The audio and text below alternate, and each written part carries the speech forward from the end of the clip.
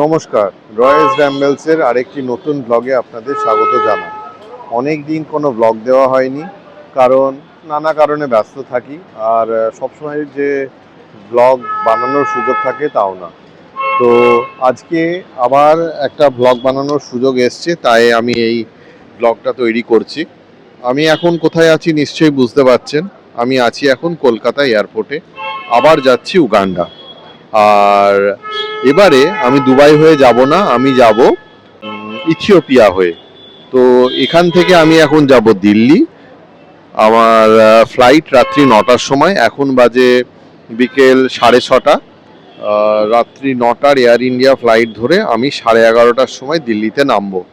দিল্লিতে একটা লম্বা লেওভার আছে, তারপরে আমার ফ্লাইট ইথিওপিয়ার জন্য কাল সকাল 9:30। সেটা প্রায় 6 ঘন্টা নেবে ইথিওপিয়া পৌঁছতে। সেখানে আবার 2.5-3 ঘন্টার ব্রেক। তারপরে ইথিওপিয়া থেকে আমি যাব এন্টেবে এয়ারপোর্ট। তো একটা লম্বা জার্নি। আমার পৌঁছতে পৌঁছতে কাল প্রায় বিকেল 6:30 হবে। আজ 9ই মে 2026, কবিগুরু রবীন্দ্রনাথ ঠাকুরের জন্মদিন। আজকে আরও একটা ইম্পর্টেন্ট দিন। আজকে পশ্চিমবঙ্গে নতুন মন্ত্রিসভার শপথ গ্রহণ হলো। আমাদের নতুন মুখ্যমন্ত্রী শুভেন্দু অধিকারী, তিনি শপথ গ্রহণ করলেন। অনেকদিন পরে আমি ডোমেস্টিকে ফ্লাই করছি। আর কলকাতা এয়ারপোর্টের ডোমেস্টিক সেকশনটা ভালোই লাগছে। আমি একবার খোঁজ করার চেষ্টা করব ওই জনউড়ান ক্যাফেটা কোথায় আছে। আপাতত আমার চেক ইন হয়ে গেছে, বোর্ডিং পাস পেয়ে গেছি। এবার যাব সিকিউরিটি চেক ইনে। কলকাতা এয়ারপোর্টে এখন জায়গায় জায়গায় কিয়স্ক রয়েছে সেলফ চেক ইনের জন্য। আমি ওয়েব চেক ইন করে আসিনি, কিন্তু আমার কোনো অসুবিধা হলো না, একটুও লাইন ছিল না এয়ার ইন্ডিয়ার কাউন্টারে। দেখুন কত কিয়স্ক। ফাইনালি খুঁজে পেয়েছি জনউড়ান ক্যাফে। আমি দেখিয়ে দিই একবার। প্রথম গেট দিয়ে ঢুকে যে বিগ কাউন্টারটা রয়েছে, যেখানে চেক ইন কাউন্টার, ঠিক তার উল্টো দিকে হচ্ছে এই জনউড়ান ক্যাফে। বিশাল লম্বা লাইন। বাজে এখন প্রায় 7টা, সিকিউরিটি চেক ইন হয়ে গেছে। আমি এখন যাচ্ছি ট্রাভেল ক্লাব লাউঞ্জ, যেটা ডোমেস্টিক টার্মিনালে আছে, সেটা চেক আউট করতে। সেটা কীরকম ফুড টার্মিনাল আর ট্রাভেল ক্লাব লাউঞ্জের সাইন। আমি এসকেলেটার দিয়ে ওপরে যাব, আর সেখানেই আছে ট্রাভেল ক্লাব লাউঞ্জ। এর আগে ট্রাভেল ক্লাব লাউঞ্জ ডোমেস্টিক টার্মিনালে আমি এসেছিলাম 2023 সালে কেরালা যাওয়ার সময়। তাও সেটা অনেক বছর হয়ে গেল। এখন গিয়ে দেখি কেমন লাগে। ট্রাভেল ক্লাব লাউঞ্জের সামনে ভিড়টা একবার দেখুন।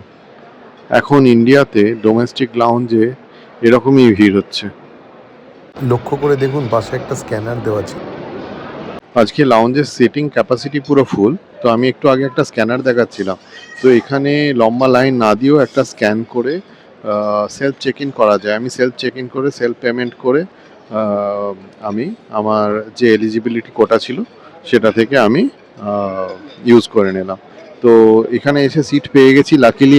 আমি যখন ঢুকলাম তখন একজন বেরোচ্ছিল, তো আমি তার একটা সুন্দর সোফাওয়ালা সিট পেয়ে গেছি। আর এখন এক্সপ্লোর করব এখানকার খাবার।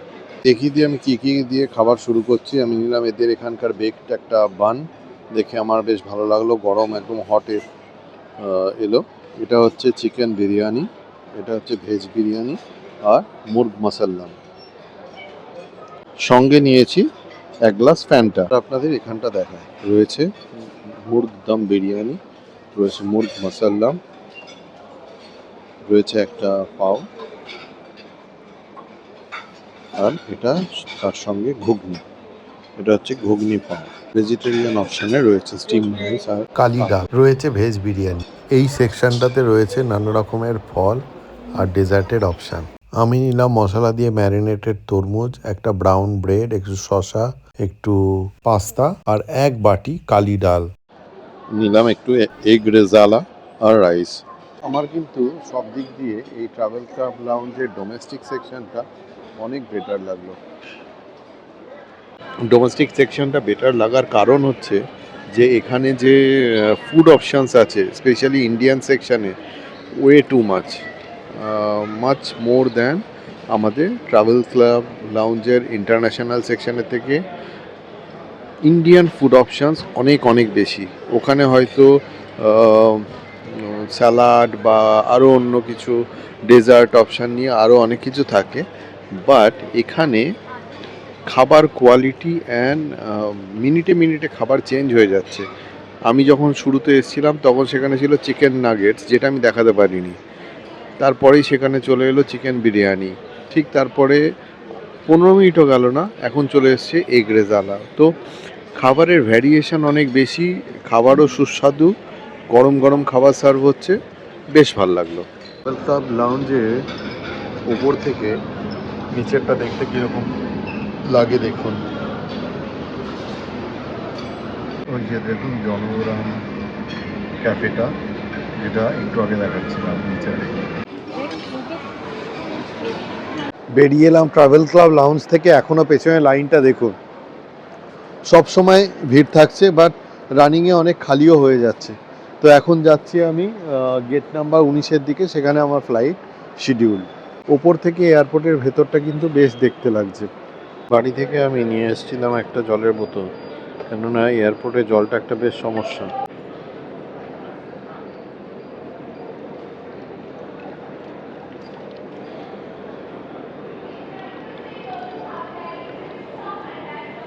পারফেক্ট টাইমিং, আমাকে একটুও দাঁড়াতে হলো না কোথাও।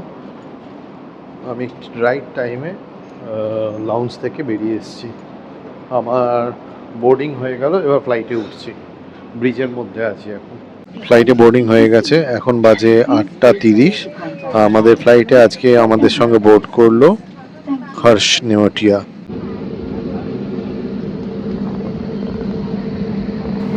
প্লেনটা মধ্যমগ্রামের দিক থেকে কৈখালির দিকে টেক অফ করবে। আমি সেটা জানালাম আমার শালিকে, ওদের জানলা থেকে দেখা যায়। এই দেখুন আমার শালি এটা রেকর্ড করে পাঠালো।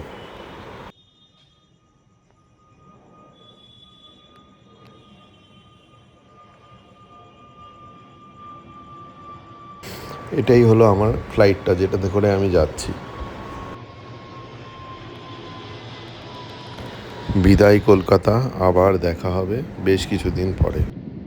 ডিনার সার্ভ হয়ে গেছে। আমি যেহেতু লাউঞ্জে অনেক খাওয়া দাওয়া করেছি, আমি এবার নিলাম হচ্ছে ভেজ মিল। আমি একবার খুলে দেখাই ভেজ কি আছে। ভেজ মিলে আছে রাইস, আলু, গোবি, ডাল মাখানি, আর রয়েছে একটা দহি, একটা মিষ্টি, আর একটা ব্রেড। আই থিঙ্ক এটাই ডিসেন্ট মিল হবে, যেহেতু এটা খুব শর্ট ফ্লাইট। এরপরে অনেকটা জার্নি এখনো বাকি আছে। এখন থেকেই পুরো দমে শুধু চিকেন চিকেন চিকেন খেয়ে গেলে মুশকিল হবে। দেখুন ডেজার্টে কি আছে, আছে কালো জাম। পৌঁছে গেলাম দিল্লি। বাজে এখন রাত্রি 11:45। ফ্লাইটটা এখন ল্যান্ড করলো দিল্লিতে, আর আমার এখানে লে ওভার প্রায় 10 ঘন্টার মতো। আমার পরের ফ্লাইট কালকে সকাল 9:30টার সময়। তো এখন দেখি এয়ারপোর্টে নেমে এয়ারপোর্টে কিভাবে সময়টা কাটানো যায়, কি করছি না করছি জানাতে থাকবো। বাজে এখন রাত্রি 12টা, আমি নেমে পড়েছি এখন ফ্লাইট থেকে, যাচ্ছি ট্রান্সফারের দিকে। তো আজকের ফ্লাইটের এক্সপিরিয়েন্স খুবই কি বলবো, টার্বুলেন্ট ছিল। যেহেতু বর্ষা সিজন, ফ্লাইটটা ভয়ঙ্কর কেঁপেছে থ্রু আউট দ্য জার্নি, আর ল্যান্ডিং একটুও স্মুথলি ছিল না, ভয়ঙ্কর জোরে গ্রাউন্ড টাচ করে। তো ফ্লাইটটা যেটা ছিল, ওটা ছিল ভিস্তারার একটা পুরনো ফ্লাইট, এয়ার ইন্ডিয়া অপারেট করছে। এমনি ফ্লাইট এক্সপিরিয়েন্স, ইন ফ্লাইট এক্সপিরিয়েন্সের বাকি অন্য কোনো কমপ্লেন নেই, জাস্ট এই টার্বুলেন্ট এক্সপিরিয়েন্সটার জন্য খুব ভালো ঘুম হয়নি। অনেক দিন পর আবার এলাম দিল্লি এয়ারপোর্টে। জায়গাটা সেই একই রকম রয়েছে, খুবই বড় এয়ারপোর্ট, খুব সুন্দর ব্যবস্থাপনা। এখানে ব্যবস্থাপনা কিন্তু বেশ ভালো। এখানে ইন্টারন্যাশনাল ট্রান্সফার আর ডোমেস্টিক ট্রান্সফার দুটোর জন্য আলাদা করে একটা লাইন করা আছে, আপনাদের দেখায়। আমি চলে এসেছি ইন্টারন্যাশনাল ট্রান্সফারে। এখানে ইন্টারন্যাশনাল ট্রান্সফারের জন্য একটা অরেঞ্জ লাইন করে দেওয়া আছে। চলে এসেছি ইন্টারন্যাশনাল ডিপার্চারে, বাজে এখন 12:20। বেশ অনেকটা সময় লাগলো, কেননা পুরোটাই হেঁটে হেঁটে আসা। এবার একটু রিয়েলিটি চেক বলি। আমি যে ফ্লাইটটা নিয়েছি পুরোটাই ইথিওপিয়ান এয়ারলাইন্সের PNR, first leg from Kolkata to Delhi, operated by Air India. আর তারপরে ইথিওপিয়ানের অপারেশন দিল্লি থেকে up to Entebbe. Fact check হলো এই যে এখানে দিল্লি এয়ারপোর্টে 4 ঘন্টার আগে সিকিউরিটি চেক করতে দেবে না, ইমিগ্রেশনও করতে দেবে না। মানে আমি ভেতরে যেতে পারবো না, আর কোনো লাউঞ্জ ফেসিলিটি আমি অ্যাভেল করতে পারবো না। এখানে ইন্টারন্যাশনাল ডিপার্চারের যে গেটটা, সেখান থেকে আমি বাইরে যেতে পারবো না, মানে বাইরে শহরের মধ্যে যেতে পারবো না। আর এইখানে আমি টোটালি স্টাক। এখানে না লাউঞ্জ আছে, না কোনো বেটার বসার জায়গা আছে। Obviously this is Delhi, so much crowded. আর কোনো বসার বা কমফর্টেবল শোয়ার, রিক্লাইনার কিচ্ছু নেই। তো অনেক কারণ আছে যে কারণে আমি এমিরেটসকে খুব প্রেফার করি। আর অনেক দিন পরে আজকে আবার একটা ফ্যাক্ট চেক হয়ে গেল। আমি অনেক এয়ার ইন্ডিয়া স্টাফের সাথে কথা বললাম যে 10 ঘন্টার লং হল তোমরা কি করে কোনো মানে অ্যাটলিস্ট হোটেল বা লাউঞ্জ কিছুই দিচ্ছ না। তো এদের পলিসি নেই, এরা কি করবে, এদেরকে বলে কোনো লাভ নেই। এই this is India, this is how it is. Struggle করাটাই আমাদের ধর্ম। তো যাই হোক, আমি এখন দেখছি এরই মধ্যে যেটুকু ভালো থাকা যায়, যেটুকু ভালো জায়গা পাওয়া যায়, কেননা আমাকে এখনও 3.5 ঘন্টা ওয়েট করতে হবে টু গেট ইমিগ্রেশনটা। সেটাও আবার অনেক জোগাড় করে। এখানে বলছে যে মানে আমরা 4 ঘন্টার আগে অ্যালাউ করি না, আপনার ক্ষেত্রে আমরা দেখবো যদি ফ্লাইট ইনফরমেশানটা আগে থাকতে আপডেট করিয়ে দেওয়া যায়, তাহলে সেক্ষেত্রে আপনি 5 ঘন্টা আগে করতে পারবেন। তো দেখা যাক এটা ফালতু কথা বললো না সত্যি বললো তাও জানি না। তো মোটামুটি সকাল 4:30 5:30টার আগে আমি ঢুকতে পারবো না। তার মানে আজকে রাতের ঘুমটা পুরো মাঠে মারা গেল। অবশেষে বসার একটা জায়গা পেয়েছি, একটা লম্বা চওড়া বেঞ্চি টাইপ জায়গা। আমার মনে হয় চেয়ারে বসার থেকে এই জায়গাটাতে শুয়ে পড়া ভালো হবে। আপাতত এখানেই আমাকে ভিডিও শুটিং করা বন্ধ করতে হবে, কারণ আমার কাছে আমার ফোনে আর চার্জ নেই।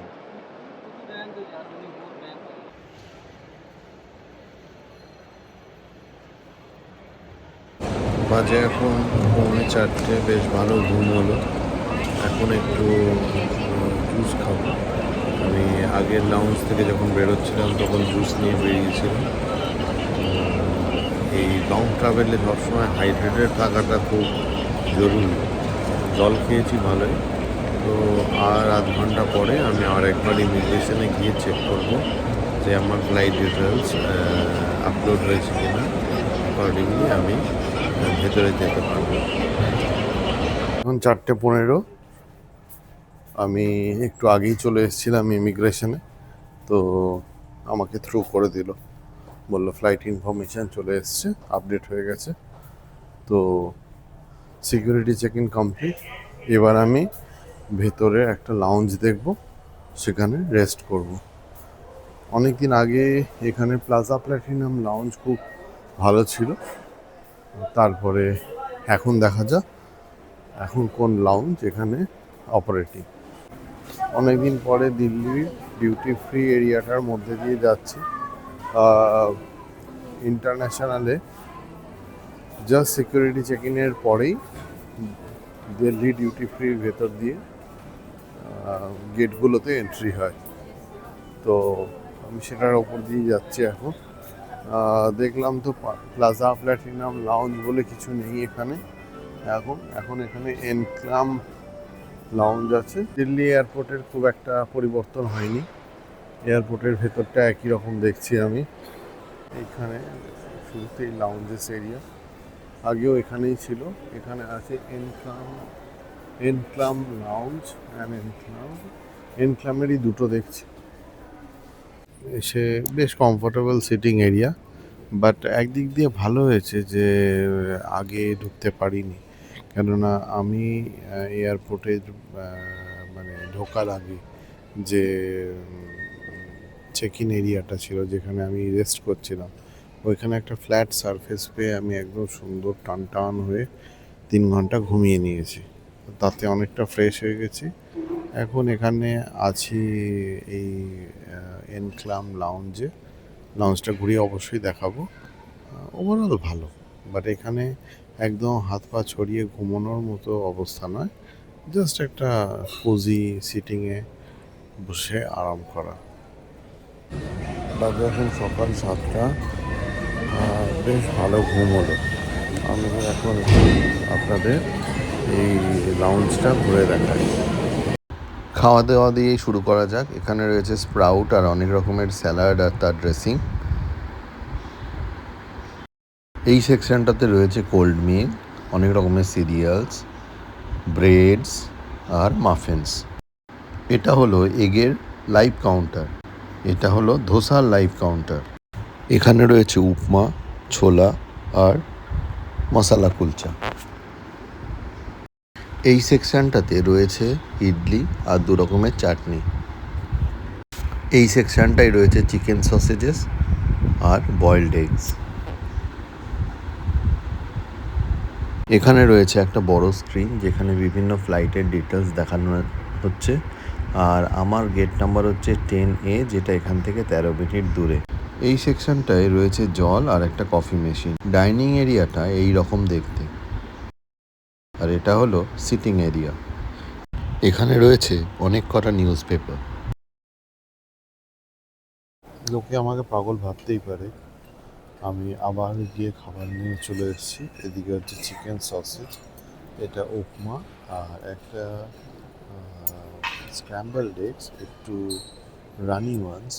আমার উপমা খেতে ভালো লাগে, আর এই উপমাটা জাস্ট অসাধারণ, খুব সিম্পল, খুব টেস্টি। চিকেন সসেজ খুব স্ট্যান্ডার্ড টেস্ট, ভালো। Same goes with scrambled egg.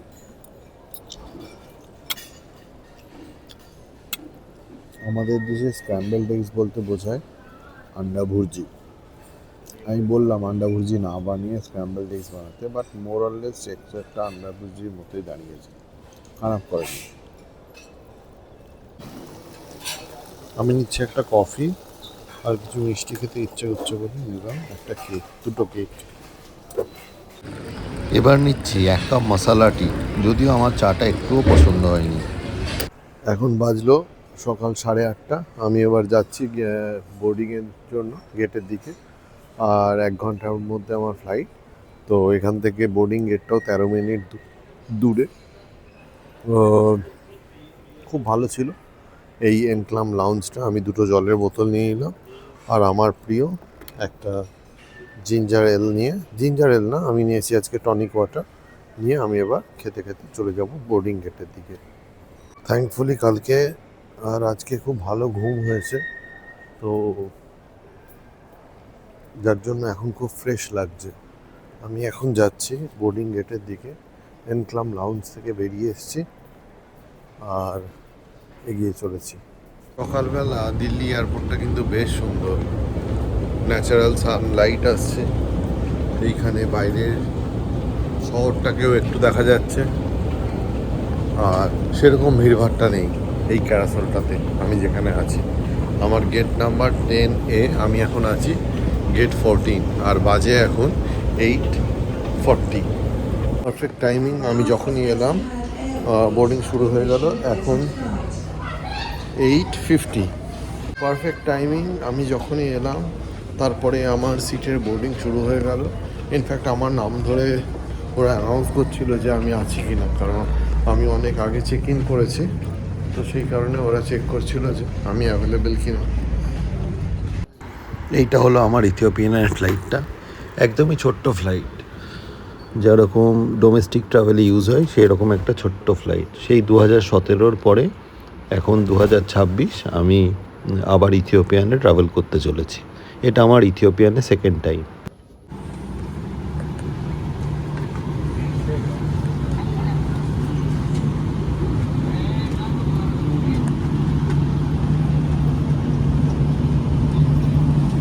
দেখুন ফ্লাইটটায় কোনো এন্টারটেনমেন্ট সিস্টেম নেই, তো এই ফ্লাইটটা ডেফিনেটলি খুবই বোরিং হতে চলেছে। এই কারণে ফ্লাইটটা একটা ছোট্ট ফ্লাইট, কনজেস্টেড সিটিং, সব মিলিয়ে কিচ্ছু করার নেই এখানে। ভাগ্যিস ফোনগুলো চার্জ করে নিয়েছিলাম, এখানে চার্জিং পয়েন্টটাও নেই। তো সব মিলিয়ে ওভারঅল এক্সপিরিয়েন্স কিন্তু বেশ চাপের ইথিওপিয়ান ফ্লাইটে। বাকি কেমন লাগলো ওভারঅল জার্নি আমি পৌঁছে জানবো, কারণ অনেকদিন পরে আমি ইথিওপিয়ানে ট্রাভেল করছি। হতে পারে যে প্রাইমারি অ্যাসেসমেন্টটা ঠিক নয়, বাট এখানে আমি একটা বড় ডেভিয়েশন দেখছি যে যেগুলো লং ফ্লাইটে হওয়া উচিত সেটা এখানে নেই। যেখানে যেমন সেখানে তেমন মানিয়ে নিতে হয়। তো আমার চোখে এখন খুব ঘুম, আমি এখন ঘুমোতে গেলাম।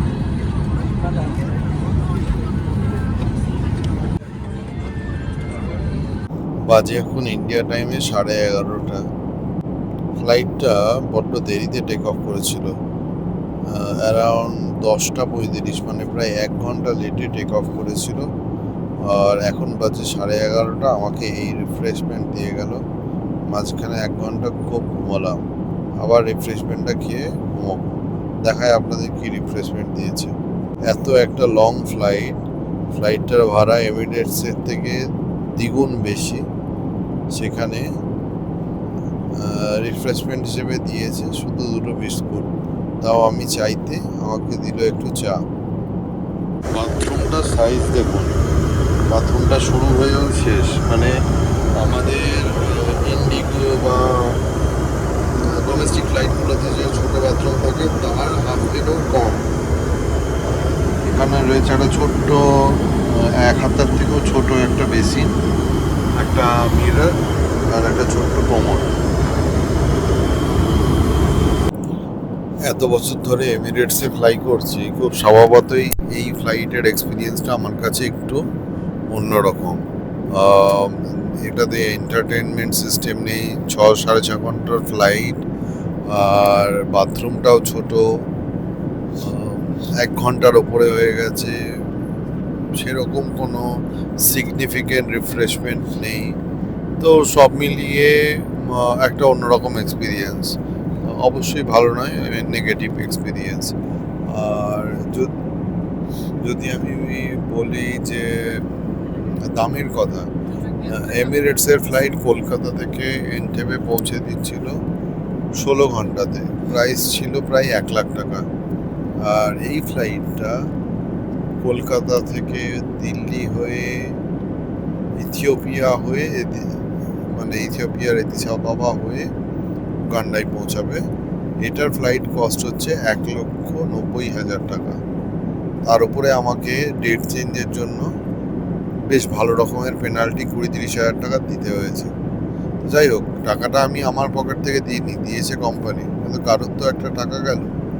এর থেকে হাফ প্রাইসে বা পেনাল্টি হলেও খুবই নমিনাল পেনাল্টিতে এমিরেটস সার্ভিসটা আমরা পেতাম। তো আর এমিরেটসের ফ্লাইট আপনারা দেখেছেন কি কোয়ালিটি বা কি service, same goes for Dubai airport. তো সব মিলিয়ে এক্সপিরিয়েন্সটা খুব মানে বেস্ট নয়। হাউএভার এটা ছোট ফ্লাইট হলেও ফ্লাইটটা স্টেবল, ফ্লাইটে কোনো রকম ফ্লাইং এক্সপিরিয়েন্সে খারাপ নেই। বাট হ্যাঁ, কিছু করার নেই, সেটাই একটা যা বিরক্তিকর ব্যাপার।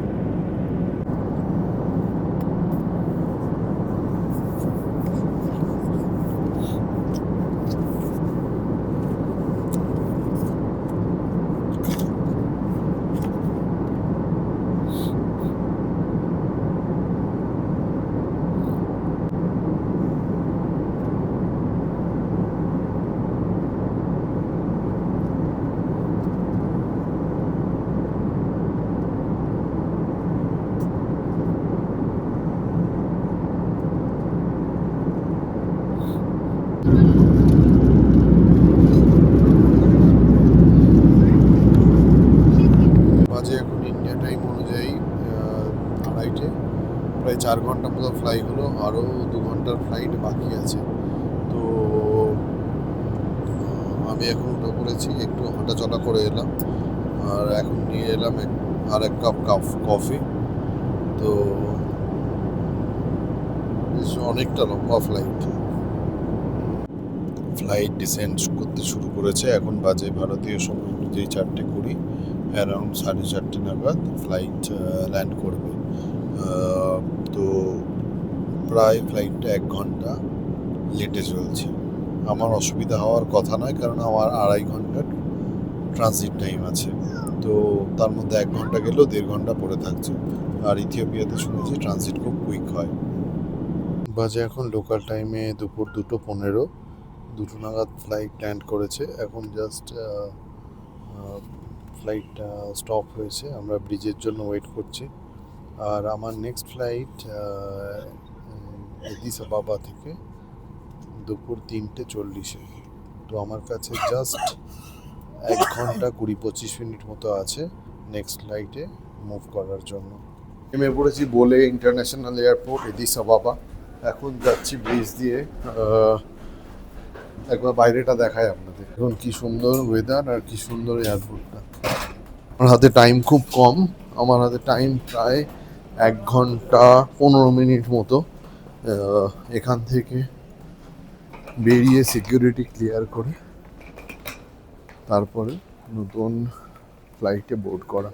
আমি এর আগে নতুন এয়ারপোর্টটাতে আসিনি, এটা আমার বোলে ইন্টারন্যাশনাল এয়ারপোর্টের নতুনটাই প্রথমবার।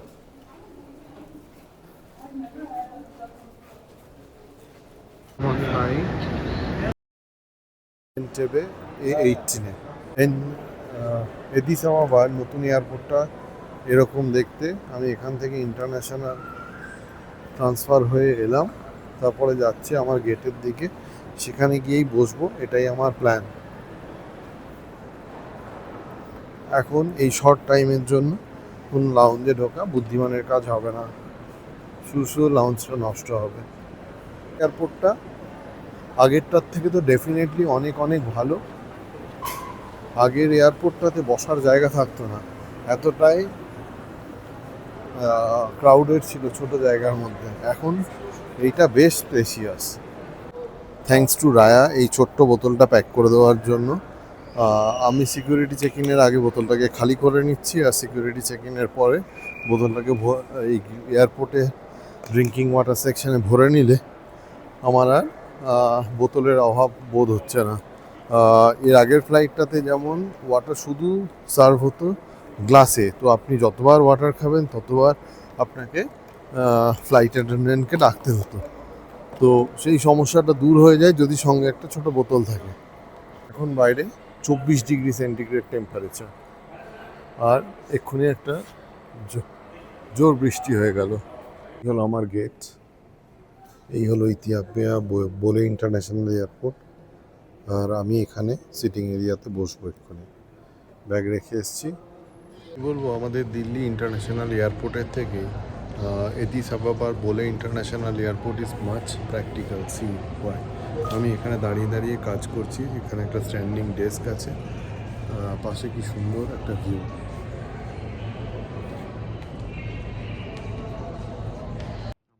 এই ফ্লাইটটা চলে এসছে উগান্ডা এন্টেবে থেকে, এটাতেই আমি যাব ইথিওপিয়া থেকে উগান্ডা। এখন এই ফ্লাইটটা রেডি করা হবে ডিপারচারের জন্য। এই দেখুন ছোট ছোট সিটিং এরিয়াতেও কি সুন্দর প্লাগ পয়েন্টের system. I must say this airport is really nice. প্রথমে নেমেই ইন্টারন্যাশনাল ট্রান্সফার থেকে যখন এলাম এখানে ডিপারচার টার্মিনালে, it was not so impactful, but যেমনটা দেখালাম বসার সিটে, প্রত্যেকটা বসার সিটে পাশে পাশে অ্যাম্পেল চার্জিং। কালকে দিল্লি ইন্টারন্যাশনাল এয়ারপোর্টে ইন্টারন্যাশনাল ডিপারচারে চার্জার পেতে আমার ভয়ঙ্কর অসুবিধা হচ্ছিল। এখানে দেখুন, এখানে এই একটা ছোট্ট বসার জায়গা, এখানেও একটা চার্জিং পয়েন্ট, চারিদিকে charging point, working day, so nice. আচ্ছা, আমার গেটে বোর্ডিং শুরু হয়ে গেছে, আমি এবার যাই। এখানে দেখুন এখনও কয়েকজন কাজ করে যাচ্ছে। Such a great set up, অ্যাম্পেল শোয়ার জায়গা। এটাও দিল্লি এয়ারপোর্টে বেশ কম, কলকাতা এয়ারপোর্ট তো ছেড়েই দিলাম। তো আফ্রিকা মানেই খারাপ নয়, হয়তো আউটলুকটা খারাপ হতে পারে, কিন্তু আফ্রিকা মানেই খারাপ নয়। এই হলো আমাদের ফ্লাইট, আর এই হলো এয়ারপোর্ট। উঠে পড়েছি পরের ফ্লাইটটাতে, এখন বাজে প্রায় 4টে। এই ফ্লাইটটাও ছাড়তে এখন অবধি আধ ঘন্টা লেটে চলছে, জানি না আর কতটা লেট করবে। তার মানে আমার উগান্ডা পৌঁছতে হবে। উগান্ডা এমনি শিডিউল টাইম হচ্ছে 5:45, তার মানে আমার ওটা প্রায় 6:15, 6:30 হয়তো হয়ে যাবে। তারপরে এনটেপে থেকে কাম্পালা যাওয়ার 1 ঘন্টা লাগবে, আর এনটেপে এয়ারপোর্টে যেটুকু সময় লাগবে। যাই হোক, ইট ওয়াজ আ লং জার্নি। এই যে এয়ারক্রাফটটাও, এটাও বোয়িং 737 ম্যাক্স, আগেরটার মতনই। তো আমি এর আগে বোয়িং 737 ড্রিমলাইনারে চড়েছি, কিন্তু এই ম্যাক্সে এই প্রথম। ফ্লাইট টেক অফ করেছে বেশ কিছুক্ষণ হলো, এখন খাবার চলে এসছে। আমি একটু খাবারের ওয়েট করছিলাম, কেননা একটু একটু খিদে পাচ্ছে। এই হচ্ছে আমার খাবার, এটা একটা স্পেশাল মিল, রয়েছে স্যালাড, ব্রেড, একটা ডেজার্ট, অ্যান্ড আমি দেখাচ্ছি হলো রাইস, কিছু ভেজিটেবলস, আর একটা ফিশের গ্রেভি। আমার লাঞ্চ করা হয়ে গেল। লাঞ্চটা খুবই ভালো ছিল। আমার যে ফিশটা ছিল ওটা সম্ভবত ভেটকিরই কোনো প্রিপারেশন, মানে এখানকার স্যালমন, বাট খুব টেস্টি ছিল। লেমন ফিশ ছিল, আর তার সঙ্গে একটা তরকারি ছিল। তরকারিটাতে ভেজিটেবলসের মধ্যে গাজর ছিল, আর মনে হলো শশা জাতীয় কোনো একটা খাবার ছিল। What ever be the preparation, খুব টেস্টি ছিল, ভালো লাগলো। আর খেলাম হচ্ছে একটা ডেজার্ট, যেটা ওটসের পরিচ টাইপের ছিল, সঙ্গে অনেক বেরিজ ছিল, ওটাও খেতে খুব ভালো লেগেছে। সব মিলিয়ে খাবারটা খুব সুন্দর হলো। এখন খাবো একটা জিঞ্জার এল, তারপরে খুব তাড়াতাড়ি পৌঁছে যাবো উগান্ডা। এই যে আমার জিঞ্জার এল।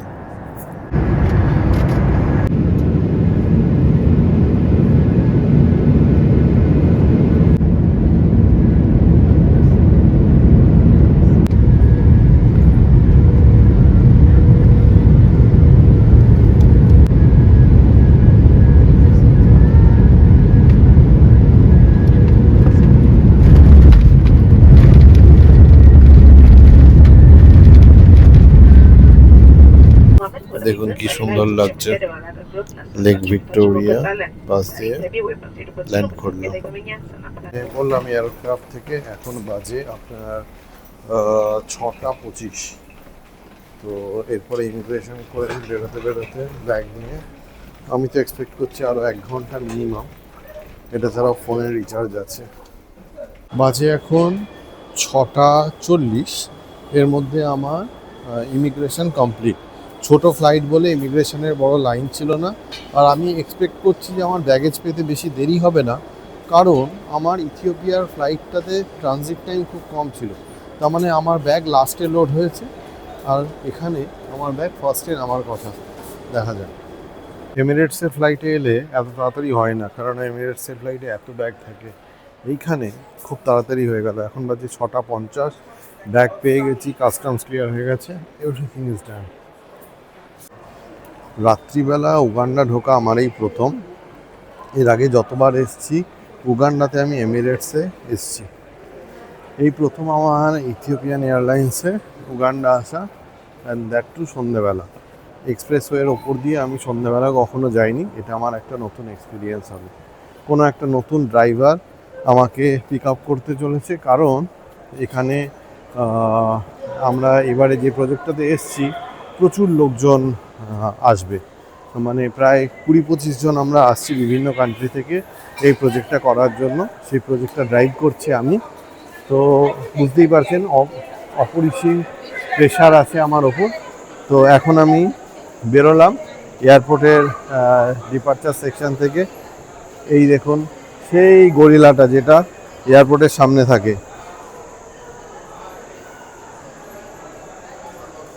তো আমি এখন যাব, খুঁজবো আমার ড্রাইভারকে কোথায় আছে। বেশ সুন্দর ওয়েদার, বেশ ফুরফুরে একটা ওয়েদার এখানে। ড্যানিয়েল বলে যে ছেলেটা নিতে এসছে আমাকে, ও আমার ব্যাগ অ্যারেঞ্জ করে দিচ্ছে। এখন বাজে সন্ধ্যে 7:10। এই হলো ড্যানিয়েল, পার্কিংয়ের ফি পেমেন্ট করছে।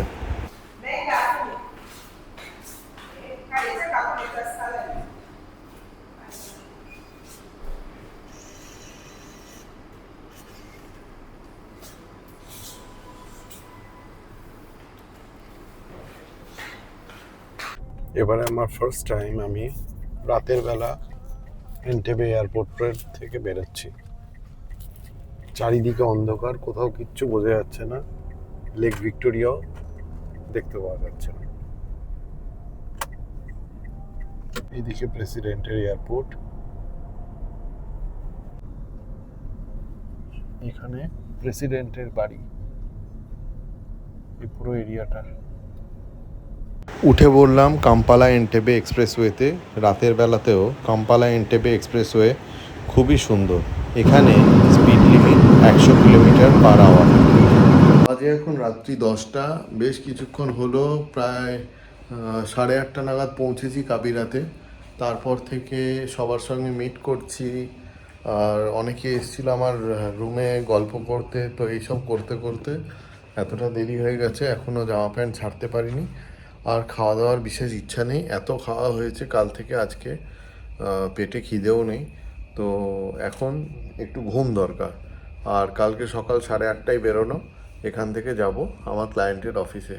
তো আজকের এই ব্লগটা এই পর্যন্তই থাক, আর বাড়াচ্ছি না ব্লগটা। এরপরে সুযোগ সুবিধা মতো আমি ব্লগ করব। Thank you, bye bye. ও হ্যাঁ, ব্লগটা কেমন লাগলো একটু জানিয়ে দেবেন প্লিজ। রাখছি, বাই বাই।